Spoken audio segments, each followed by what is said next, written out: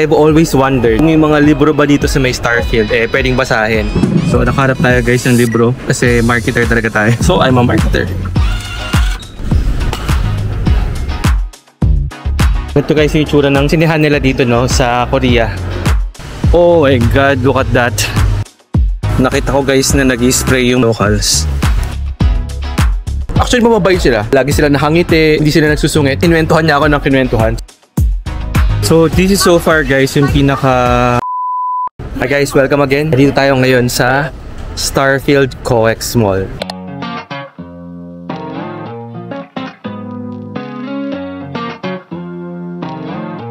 So isa guys sa mga pakay natin dito is yung Starfield COEX Library. And I'm actually excited to see that. So tingnan natin tong guide map nila. Okay, so nandito yung library. Okay, nandito tayo. So for us to go to the library, kaya natin i-pass at least Giordano. Ito yung ABC, nakita na natin to. Nampas natin yung Giordano. Alampasin din natin dapat itong top 10. Miso, Onitsuka, and the entrance to the Starfield Library.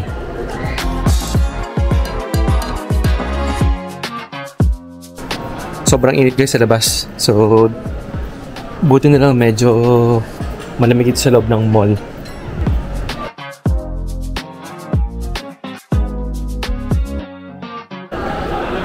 Dire-diretso lang Starfield Library.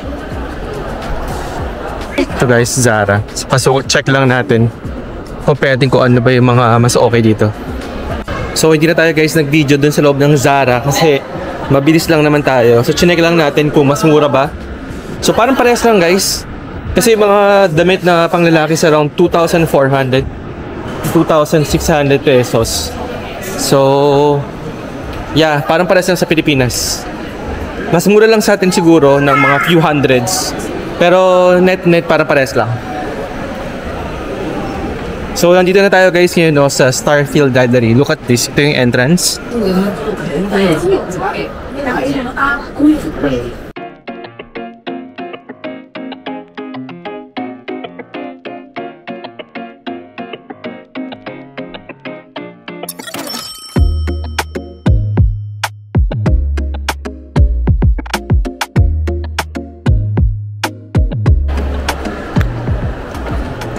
Wow. Wow, sobrang laki.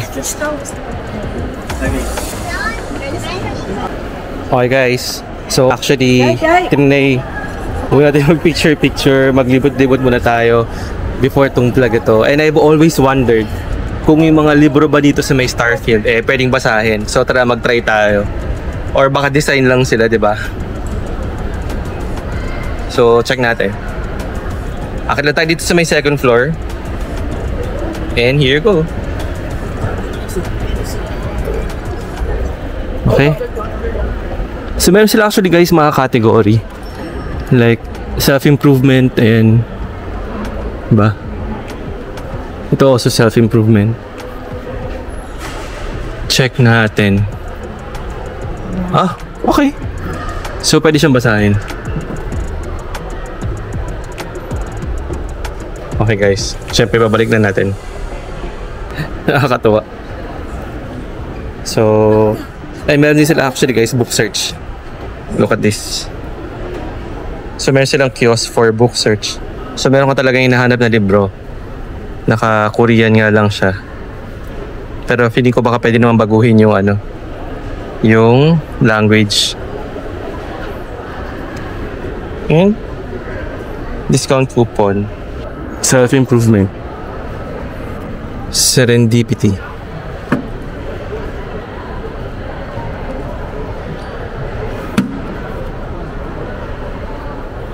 Marketing, futurology, stocks, and financial technology.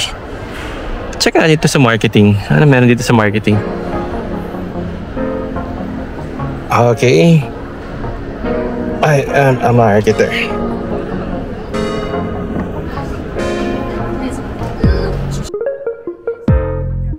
So nakaharap tayo guys ng libro kasi marketer talaga tayo.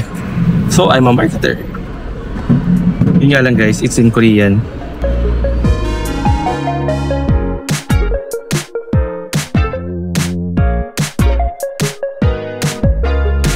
Maraming categories or libro no, na pwede makita dito.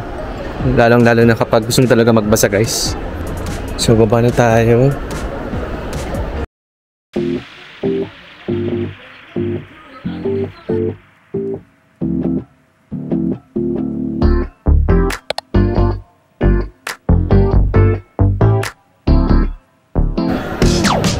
Ito guys yung itsura ng sinihan nila dito no sa Korea. Ang tawag sa kanila Mega Box. Pasok tayo.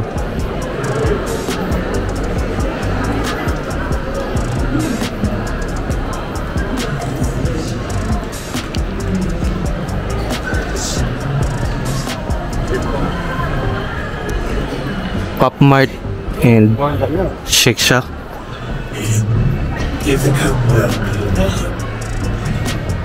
아이에서 얻는 말 생활은 구성하는 가족이 되는 세상에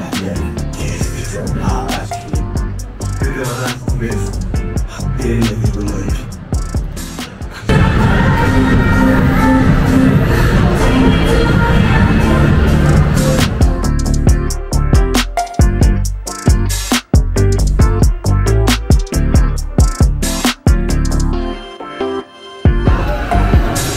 Yung snacks dito guys, mga nasa 6,000. So mga nasa 240 pesos.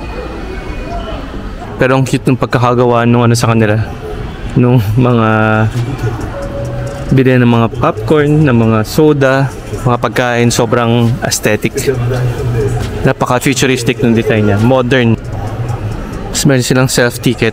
So pag bibili kayo ng ticket guys, ayan na sila, kaya ikaw na lang bibili. Hindi ka na kailangan pumila pa.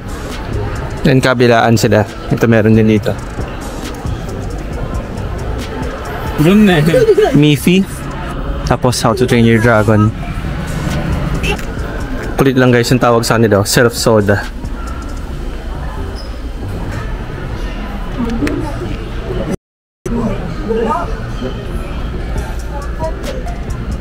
Ito yung mga palabas ngayon guys dito sa Korea. How to Train Your Dragon.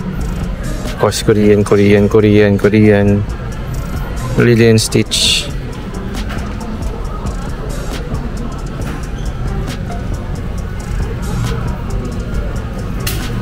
Yan silang photo card.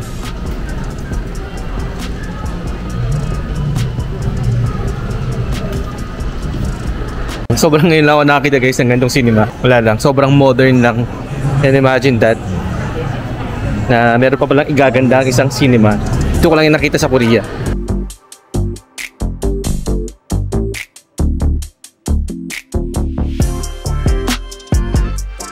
So yan guys, para makita nyo lang kung ano yung tsura ng sinihan dito sa South Korea, sa Seoul.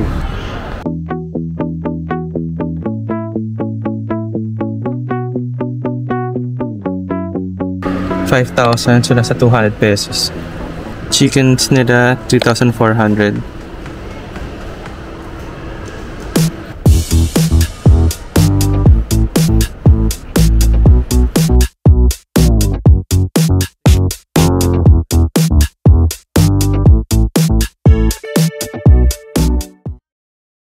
Andito tayo ngayon guys sa Hongdae batting cage. So tatatry natin kung kaya ba natin to. It's the first timer.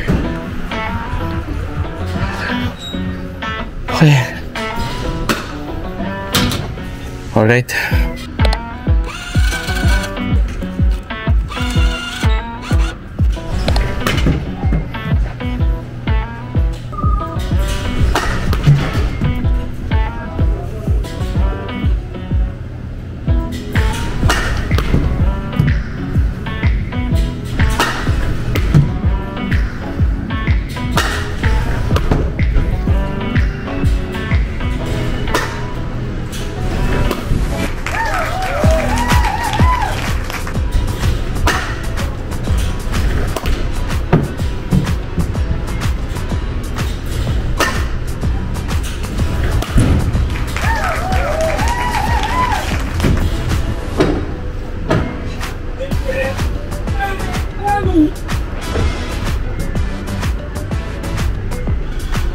Para tayo.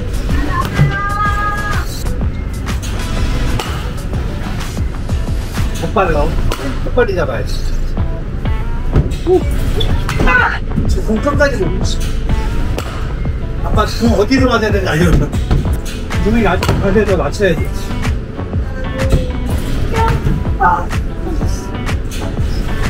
빵이야 바로. 여기 빵이야. 지금 끝까지 가. 무슨 맛이고? 밀려. 바로 이.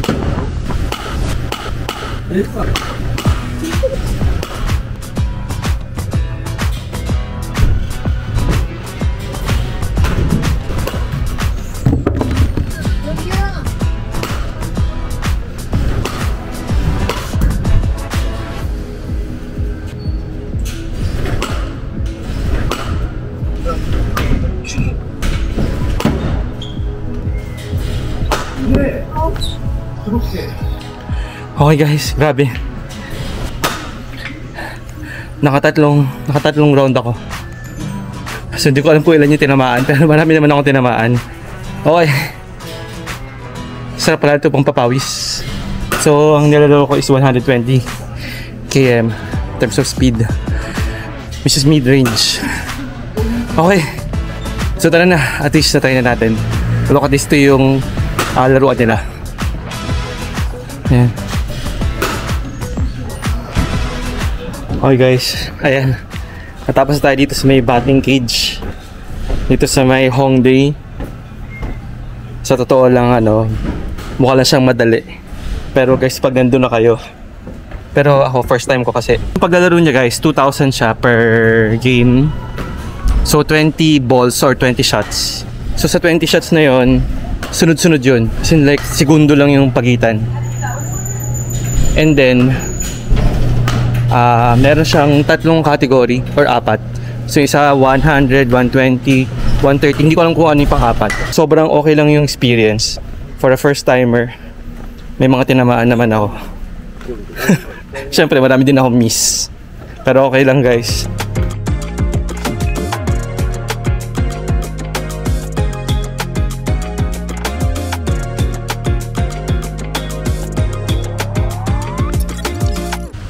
Hi guys, isa sa mga pinakasikat dito na cafe is itong Cafe Pokpo. Ayan. So tara, samahan niya ako. Tingnan natin to. Oh my god, look at that. As in literal guys yung reaction ko. Look at this.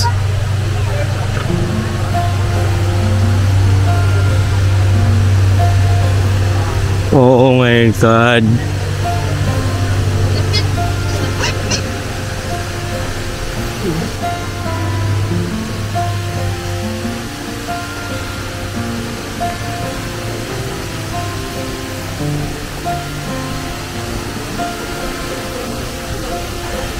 So this is so far guys yung pinaka okay na coffee shop or cafe na napuntahan ko dito sa Seoul. Grabe. Pwede maglakad sa kabilang side.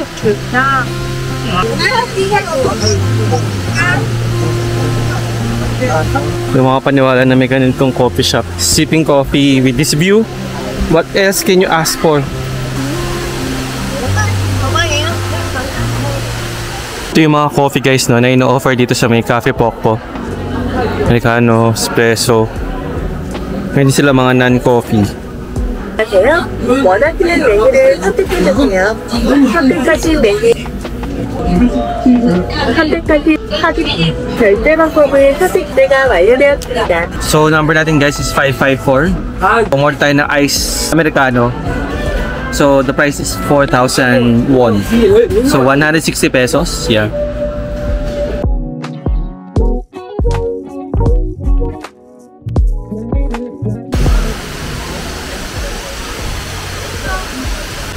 Actually guys, pwede palang bumaba. So try natin bumaba sa doon sa area na yun para mas malapit tayo sa falls. Ay na, merong silang ramp going there. Going here is ano lang ha, super dali lang, hindi siya masyadong hassle. Pero may konti nga lang lakad. Mga 300 meters ganon. Tapos via bus lang siya. Wala siyang malapit na MRT or subway stations. Ang ganda.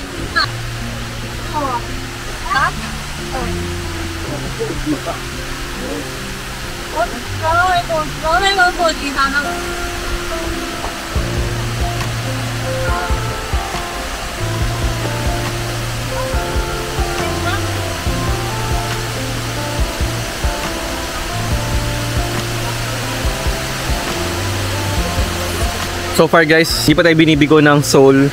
Sobrang ganda and yung experience talaga dito sobrang unique. While siguro hindi siya popular sa ating mga Pilipino kapag summer, for me today's summer pero hindi siya super init talaga. Like chill yung hangin, parang 22-24 degrees. Mainit lang yung araw but pag naka-sunscreen ka, okay naman. Basta medyo malamig yung hangin, okay lang, di ba? So I would say na puntahan nyo to guys, tong Cafe Pokpok. Para lang sa, may iba lang, no? Siguro okay naman tayo sa mga coffee shop or sa mga cafe, mga aesthetic. Pero to kasi meron siyang halong nature, di ba? Look at the background, di ba? Peaceful na location, walang masyadong ingay ng city. Ito yung perfect place para sa inyo. Kami mga upuan here. So pwede kayong magtumambay dito.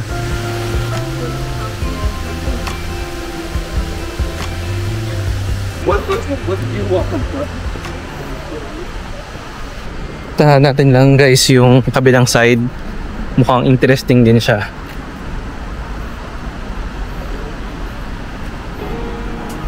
Be careful lang guys here, oh. Kasi talagang kailangan mo siyang tignan. Parang feeling ko kapag kapag gabi na here, siya, may ilaw to.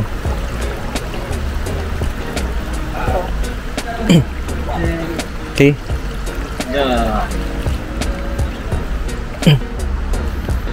Okay. Alright. So, since di pa gabi guys, hindi pa siya naiilawan. Pero check lang natin tong trail na to.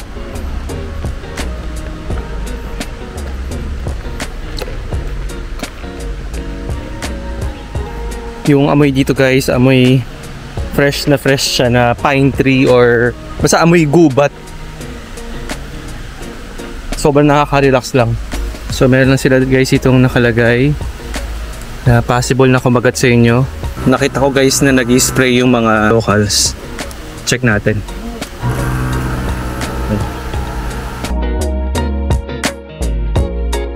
So mukha lang naman siya guys paikot.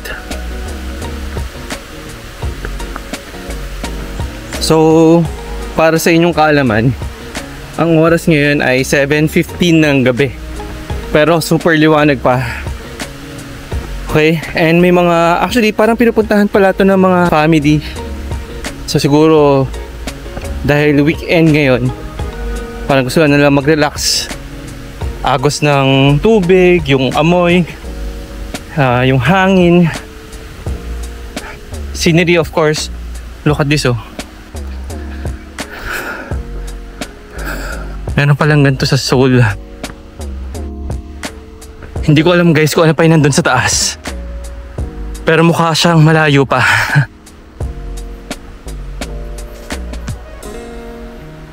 So shortcut na lang tayo here.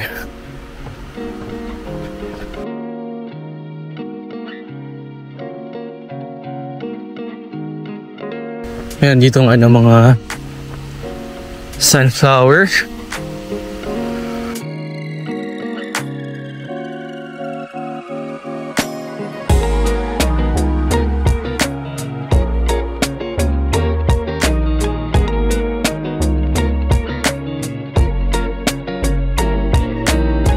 Meron kang emergency bell if ever na may nangyari sa'yo or merong emergency. Ganda. Look at this.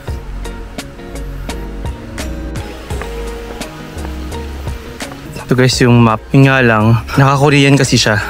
Meron lang mga name.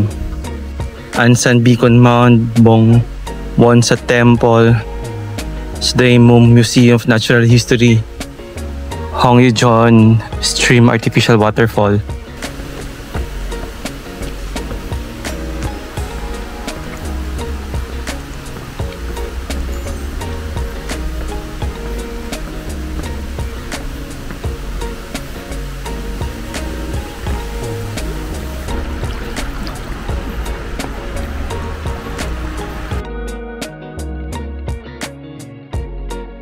Hey guys, so yan. So puputulin na natin tong vlog na to. Hi guys, kamusta? Magandang gabi po sa inyong lahat. So today kakain tayo for our dinner. And ang napili natin puntahan for our dinner is another legit Korean restaurant which is Kyochon.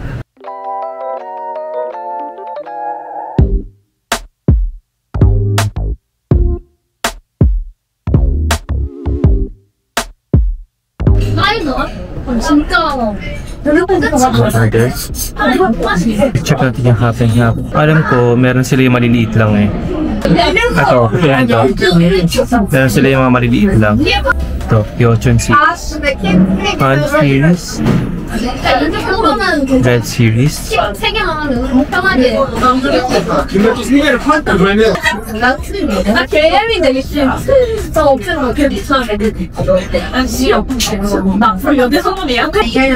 na lang, sige. Tayo na natin ito guys.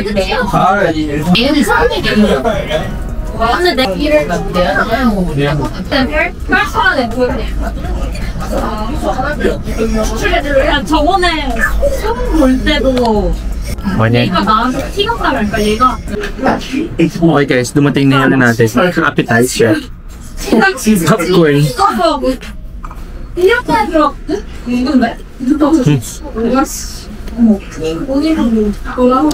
And soda. Hindi ko alam sa Pilipinas kung meron ba nag-serve ng appetizer na popcorn. Pwede ito kakaiba no? Pwede ba maging appetizer ng popcorn?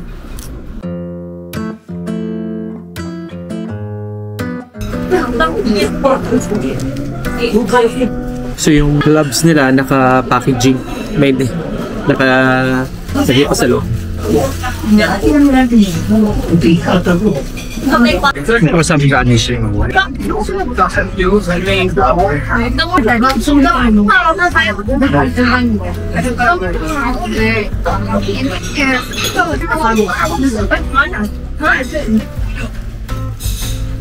The best. Masarap ba?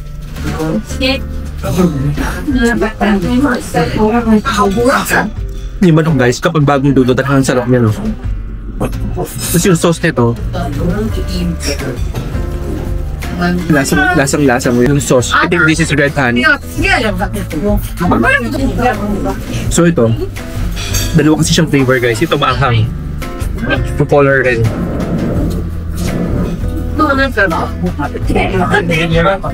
Ay na to, ito yung flavor nila. Parang regular nila na honey.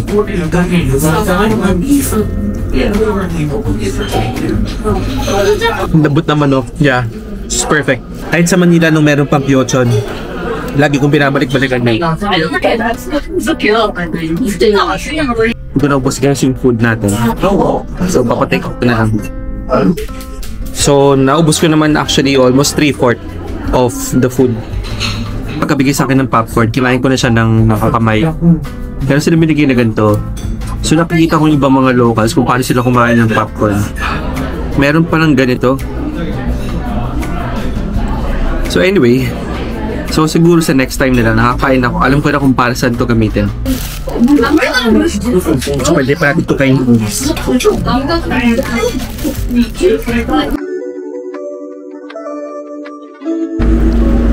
Ito guys, malapit sa may hotel namin. Meron akong nakita here. Seoul Outdoor Library. Look at this. Diba? Saan ka pa? Dito mo lang makikita yan sa may Seoul, Korea.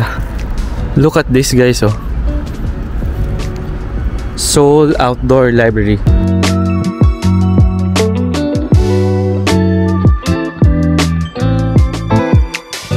Okay, so guys, sobrang anghang nung kinain. Parang nag-crave ako ng something na matamis or ice cream. Tingin tayo dito sa may Nice to See You. Hanap tayo ng ice cream.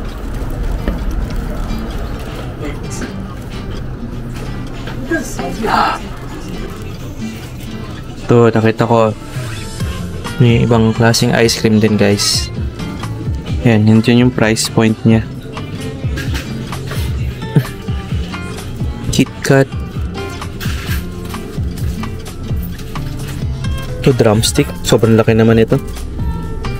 Kuha na tayo guys, maliit.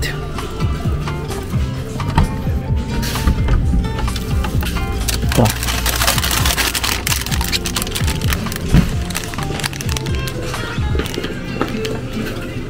Thank you. Dito na natin to guys, kainin sa labas. Kasi sa hotel mag-isa lang tayo eh. Hey.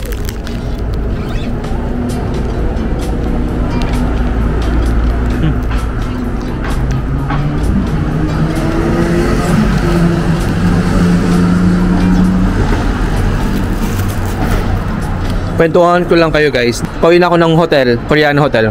Doon ako nakupo sa tabi ng bus driver. So siguro na-curious siya ano yung nationality ko kasi mukha naman akong hindi Koreano, diba? So tinanong niya kung saan ako galing. So syempre sinabi ko I'm from Philippines. Tapos inopen up niya na meron daw pala siyang dalawang anak, daughters, so dalawang babae na nag-aral daw sa Pilipinas. Diba? Sobrang random, diba? So, yung dalawa daw niyang anak nag-aral sa Pilipinas ng English kasi nga mas mura daw. Tapos tinatanong niya ako kung gaano ako katagal ngayon sa Korea, tapos kung okay daw ba yung Korea para sa kanya. Pero sabi naman niya, okay naman din daw yung Manila. And, okay, going back dun sa mga anak niya, sabi niya yung anak daw niya dentist. So, tinanong ko kung saan, kasi diba maraming Korean sa Baguio, sa Cebu, sa Manila, diba? So sabi niya sa Manila daw. Actually short trip lang yun, mga 2 to 3 stops lang kami. So tuwang-tuwa siya siguro na may nakita siyang Pilipino na sumakay sa bus na katabi pa niya. Kasi nga syempre yung driver, so doon ako umupo sa pinakaunahan na upuan. So yun, doon na natapos guys yung pagbaba ko. So siguro guys, kung mahaba-haba pa yung lakbayin ko, mahaba-haba pa yung Korean hotel, feeling ko marami pa siya na ikwento. Actually, natatandaan ko na ikwento pala niya, may anak na daw yung anak may anak ni anak niya, tama, meron na daw siyang apo. Tapos, yung isa daw niyang anak, nagtatrabaho sa Air Force. Ano naman si kuya, maayos. Pero yun nga lang guys, medyo matanda na si kuya, matanda na yung driver. So siguro, baka naboboring lang siya or wala siyang nakakausap. So baka kinwentuhan niya ako ng kinwentuhan. So ako naman sumasagot ako. Wala, nakakatuwa lang. Nakakatuwa lang yung mga ganun guys. Parang hindi mo akakalain, di ba? Sobrang random. Meron ka talaga makakatagpo na talagang gusto magkwento sa'yo. Generally, based dun sa mga nakita ko na mga so far, 3 araw pala naman tayo dito sa Seoul.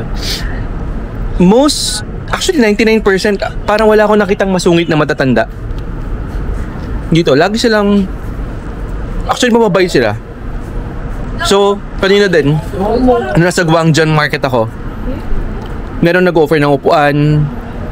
Tapos, lagi sila nakangiti.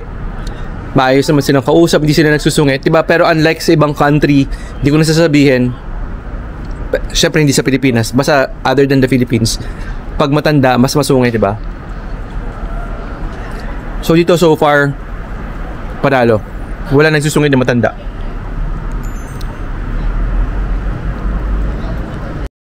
Hanggang sa ulitin, ingat po kayo. Stay safe, bye-bye.